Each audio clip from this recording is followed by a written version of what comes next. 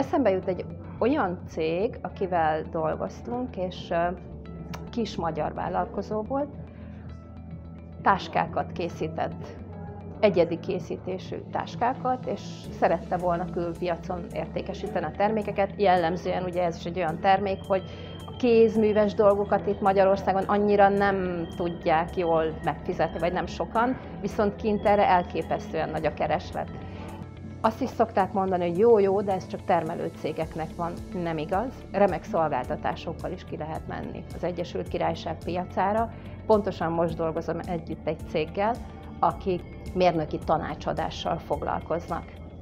És remek indulásuk van most az angol piacon, sőt, abba gondolkodnak, hogy franchise-ként fognak működni, hiszen így országszerte külön tanácsadó irodák lesznek majd, ahol el fogják tudni adni a szolgáltatásukat. Török Zsizel vagyok, Angliában élek, és ott dolgozom. Abban segítek a vállalkozásoknak, hogy úgy ki tudjanak lépni Angliába, hogy ne csak kiérkezzen a cégük, hanem sikeresek is legyenek. A mottom pedig az, hogy segítség Angliában magyarul, ami eleve elég sokat sugall.